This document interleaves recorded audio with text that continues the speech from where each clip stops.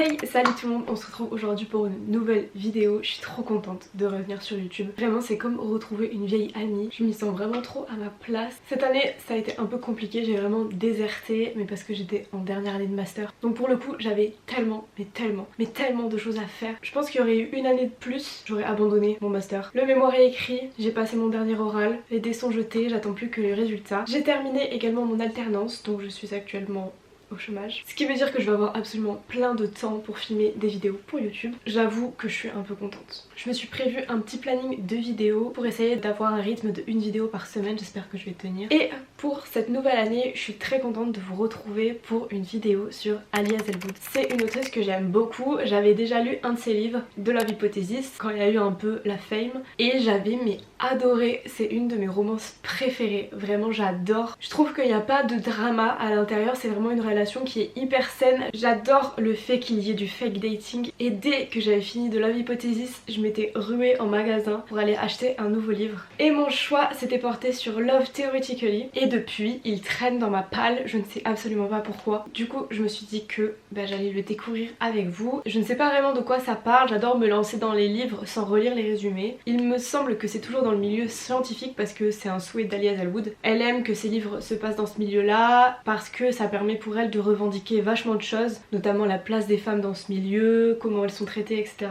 Je me rappelle que The Love Hypothesis, je l'avais littéralement lu, il me semble, en 1 ou 2 jours. Je l'avais ouvert et j'avais été incapable de le refermer. J'ai trop hâte, vraiment j'ai trop hâte, je sens que ça va être une super bonne lecture. En vrai, je me fais pas trop de soucis et j'ai un peu espoir que Ali Hazelwood devienne mon autrice de romance préférée parce que pour le moment j'en ai pas, mais je ne perds pas espoir. J'aimerais lire un peu plus de romance, mais en fait je me lasse très vite, j'ai l'impression que c'est un peu toujours la même chose. Et généralement quand je lis une romance, je la lis, je l'aime bien et après je l'oublie, malheureusement. J'avais adoré The Love Hypothesis, donc je me souviens encore de l'histoire et c'est un exploit. J'espère que ça va être le cas pour celui-ci aussi.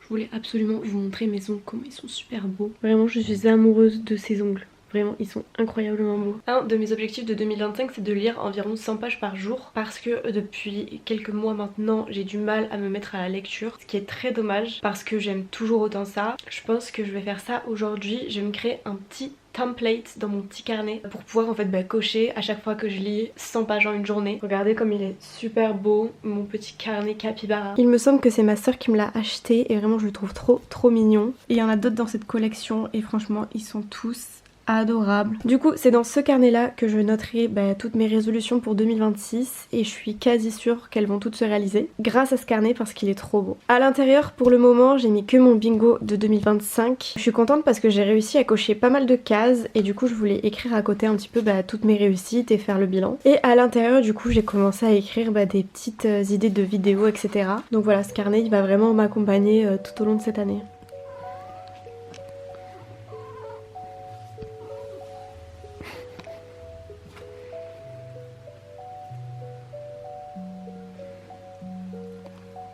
Hey, on se retrouve quelques jours plus tard. Au final quand j'ai fait l'introduction, je me suis pas du tout mise à lire. Mais je peux enfin vous en dire quelques mots puisque j'ai lu un peu plus d'une centaine de pages. Et je savais pas, mais on est encore une fois sur une troupe de fake dating. Et c'est pas du tout pour me déplaire. C'est une troupe que j'aime beaucoup parce que généralement c'est très drôle et ça amène des situations très cocasses. Dans cette histoire on suit Elsie qui est professeure vacataire dans 3 universités différentes. Elle croule sous les copies et les mails des étudiants, elle n'en peut plus. Elle n'aime absolument pas son travail. Elle, ce qu'elle voulait être à la base, c'était chercheuse. Mais malheureusement, quand elle a fini ses études, elle n'a pas pu obtenir le job de ses rêves et donc elle a dû prendre ça en attendant. Sauf que pour subvenir à ses besoins, elle a dû se trouver un deuxième travail. On peut l'engager en tant que fausse petite amie. Elle s'est inscrite sur un site exprès, c'est assez contrôlé et il y a une des règles principales, c'est qu'elle ne peut faire qu'un seul rendez-vous avec la personne qui la contacte. Actuellement là quand on commence le roman, elle va à un repas de famille avec Greg, son faux petit ami actuel. Sauf que Greg, elle l'aime bien, elle s'est attachée à lui, ils sont devenus amis. Donc elle a envie de continuer à l'aider et c'est pour ça qu'elle a accepté plusieurs rendez-vous avec lui. Ils s'aiment vraiment beaucoup mais amicalement et elle s'identifie en fait beaucoup à lui. Sauf qu'il s'avère que Greg a un frère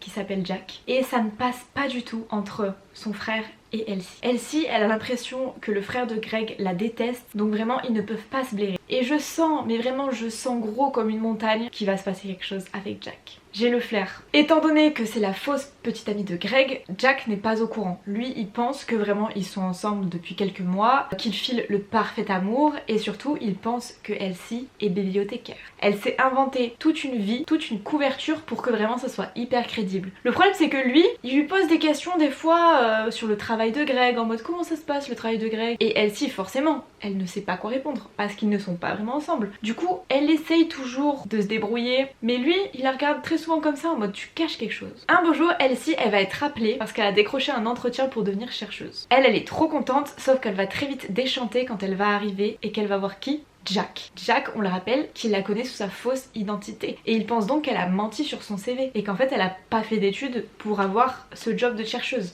Ça en arrive à des quiproquos. Mais trop bien. J'aime bien parce que Ali Hazelwood, elle l'avait déjà fait dans The Love Hypothesis, c'est qu'elle revendique la place des femmes dans le milieu scientifique et toute la discrimination qu'il peut y avoir. Forcément, quand on a une femme qui est intelligente, on se doit d'être modeste, on se doit de rester à sa place, on se doit de ne pas faire de vagues et surtout, on ne doit pas être trop sûr de nous parce que sinon ça va blesser l'ego des hommes. Parce que selon ces derniers, le monde scientifique est exclusivement réservé aux hommes. Les femmes ne peuvent pas y accéder. Pourquoi ? On ne sait pas. Parce qu'elles sont tout aussi intelligentes et tout aussi brillantes. Et Elsie, elle va bien le prouver d'ailleurs. C'est dans ce contexte-là que Elsie va malencontreusement devoir côtoyer Jack de plus en plus souvent. Et purée, mais qu'est-ce qu'ils me font rire littéralement. Je crois que j'ai mis des PTDR et des MDR à chaque page. C'est très drôle parce qu'ils ont tous les deux une très bonne répartie. Ils se lancent des pics. Je passe un très bon moment. Là, j'ai qu'une seule hâte, c'est d'éteindre cette caméra et de continuer à lire. Donc c'est ce que je vais aller faire. J'avais même pas remarqué, mais sur la couverture, il y a carrément le détail du tatouage. Incroyable. Vous vous en doutez, il y a un moment donné où Jack va découvrir quelle est la fausse petite amie. Et ce passage. Parce que ça aurait été bien que ce soit Elsie qui l'annonce. Sauf que Elsie, elle a une certaine loyauté envers Greg, et donc elle veut que ce soit lui qui l'annonce à son frère. C'est très gentil de sa part. Le problème, c'est que du coup, Jack, il va l'apprendre d'une manière, je trouve, horrible. Et ça va créer encore plus de malentendus. Regardez ce que j'ai acheté, c'est absolument trop mignon. Alors je sais pas si vous allez voir. C'est des petits stickers comme ça à coller dans mes livres. Incroyable. Je les ai achetés dans une petite boutique de papeterie au Vietnam et du coup j'ai pu l'inaugurer dans Love Theoretically. Regardez comment c'est trop mignon, je suis trop fan. Sachant qu'une fois j'ai vu ce TikTok et j'ai été obsédée par ces petits tampons et j'aimerais tellement les trouver, mais je n'y suis pas arrivée et c'est mon plus grand regret dans la vie. Donc je suis trop contente d'avoir trouvé ces petits stickers, vraiment ils sont adorables. J'ai hâte de mettre tout ça dans toutes mes prochaines lectures.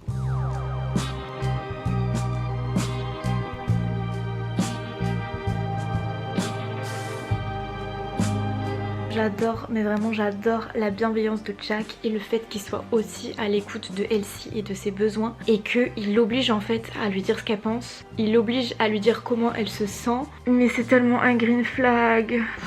Si vous n'avez pas compris que j'adorais ma lecture, j'adore ma lecture. Vraiment, il l'aide de fou à ce qu'elle retrouve confiance en elle et il la rassure et il lui dit combien telle qu'elle est, elle est formidable. My God.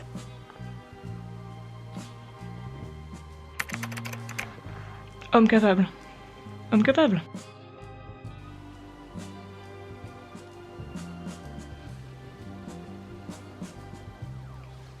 J'essaie de prendre l'habitude tous les matins de mettre de la crème solaire parce que quand je suis allée au Vietnam, j'ai fait une analyse de peau et ils m'ont dit que ma peau était déjà très abîmée par le soleil. Mais c'est vrai que je mettais pas de crème solaire tous les jours. Et en fait, les rayons du soleil, ils passent malgré tout. Donc voilà, j'essaie de prendre des petites résolutions pour 2026. Je sais pas si c'est pareil pour vous, mais moi, à chaque fois qu'il y a la nouvelle année, j'ai envie de faire 1001 choses. De reprendre la course, de lire 80 livres au mois limite. Genre là, tous les livres qui viennent de sortir, j'ai envie de les lire.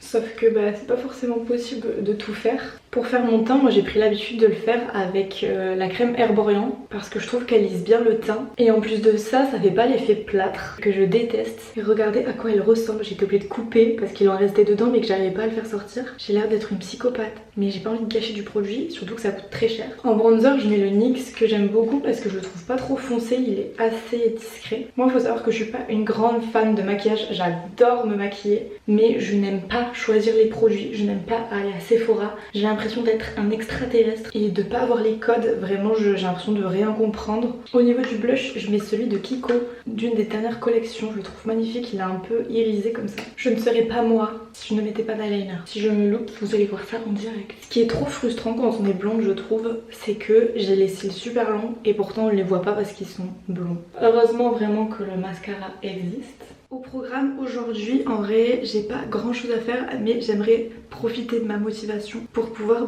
faire des posts pour mon Booksta parce que j'ai envie de le reprendre en 2026 et j'ai plein d'idées, donc il faut vraiment que je m'y mette et que je passe à l'action en fait. Donc voilà, on va faire ça ce matin.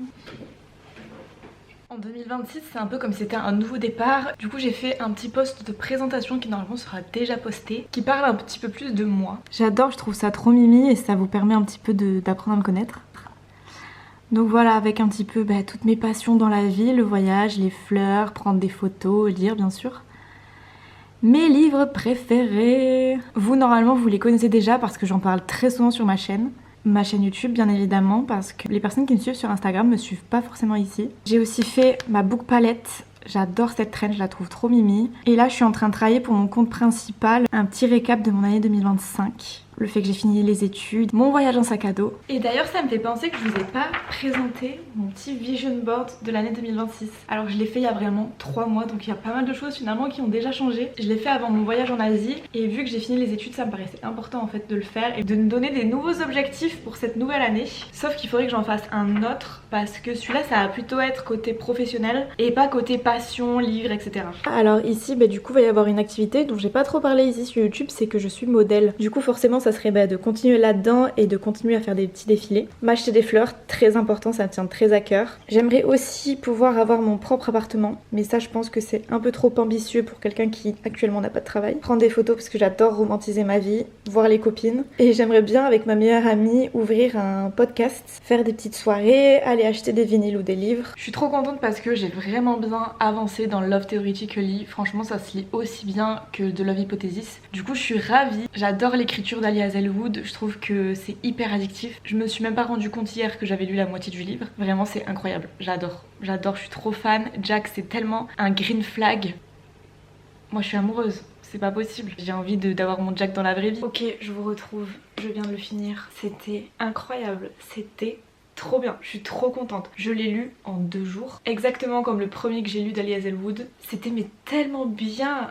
Je suis choquée. J'ai adoré le fait que Jack soit un pur gentleman et qui s'intéresse vraiment aux travaux d'Elsie. Il est à la fois charmé par sa beauté, mais il est aussi charmé par son talent, il est charmé par son travail. C'est pas vraiment quelque chose de superficiel, c'est vraiment tout chez elle qui lui plaît et c'est magnifique. En fait, j'adore quand dans les livres, le mec il arrive à voir clair dans le jeu de la personnage principale. Genre là, c'est vraiment ce qui se passe. Il arrive à lire en elle comme dans un livre ouvert et limite, il la connaît mieux que elle-même. Jack, dans ce livre, il va faire en sorte que Elsie se débarrasse d'une de ses mauvaises habitudes. Elsie, pour pouvoir se faire accepter et aimer des autres, elle a l'habitude de changer sa personnalité, de changer la personne qu'elle est pour répondre à la personne en face et pour faire en sorte que la personne l'apprécie. Sauf que du coup, même elle a oublié la personne qu'elle était. Et pour elle, en fait, c'est impensable qu'on puisse l'apprécier à sa juste valeur, qu'on puisse l'apprécier quand elle est elle-même. Et à un moment donné d'ailleurs, Jack il lui demande, il lui dit mais est-ce que c'est plus facile de ne jamais montrer ta personnalité? Parce qu'en soi c'est vrai, quand on s'investit, quand on est soi-même, on prend des risques, on s'expose et on est vulnérable.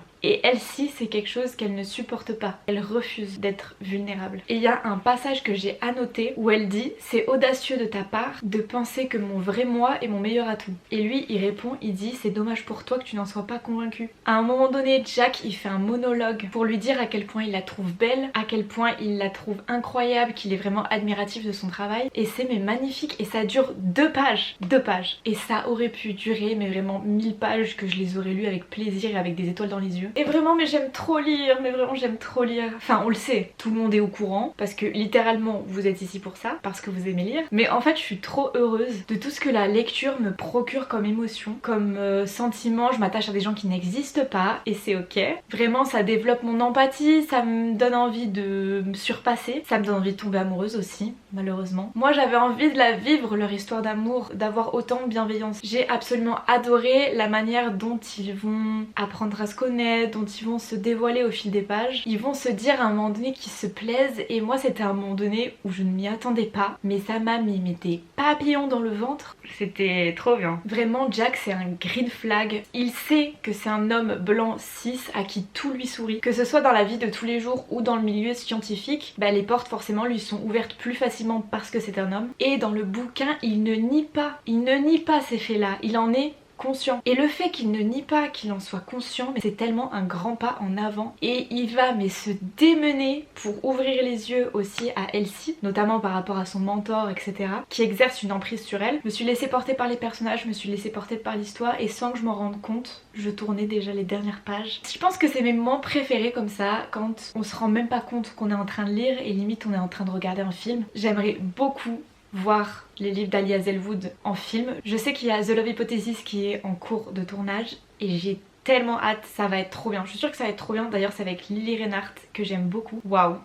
J'espère que j'aurai autant de papillons dans le ventre qu'en lisant le livre. En fait, les histoires d'amour comme ça, elles réparent mon cœur des choses qu'elles n'ont pas cassées. Et c'est beau. Et ça me donne encore plus envie de découvrir d'autres livres d'Ali Hazelwood. N'hésitez pas à m'en conseiller, peut-être votre préféré. J'ai une amie qui a lu Love on the Brain mais qui a pas trop aimé, donc j'avoue qu'il me tente un peu moins, même s'il faudrait que je me fasse mon propre avis. Je serais très curieuse aussi de la découvrir dans Bride, dans un tout autre registre avec des loups-garous. Pas mal, ça fait très longtemps que j'en ai pas lu en plus. Je peux facilement me laisser surprendre et je fais entièrement confiance à Ali Hazelwood. C'était trop bien. Je pense que je l'ai assez répété dans cette vidéo, mais j'adore, vraiment j'adore. Et c'est le genre de romance qui me donne envie de lire encore plus de romances, et encore plus de romances, et encore plus de romances, et d'apaiser mon cœur. Et bien écoutez, on arrive à la fin de cette vidéo, j'espère qu'elle vous aura plu. N'hésitez pas à me dire vous en commentaire si vous avez lu ce livre et ce que vous en avez pensé. N'hésitez pas à mettre un petit like et à vous abonner si ce n'est pas encore fait. Vraiment c'est une manière de me soutenir et de me dire que vous aimez bien mes vidéos. Ça motive et ça me donne envie d'en faire plein. Là actuellement je suis encore en train de lire une romance. Je lis Amber Falls d'Alicia Garnier, que j'aime beaucoup, qui est un peu moins addictif je trouve que Love Theoretically, mais ça n'en reste pas moins très bien. J'ai très hâte de vous en reparler dans un update lecture. En attendant, je vous souhaite de magnifiques lectures et je vous dis à dimanche pour la prochaine vidéo. Ciao!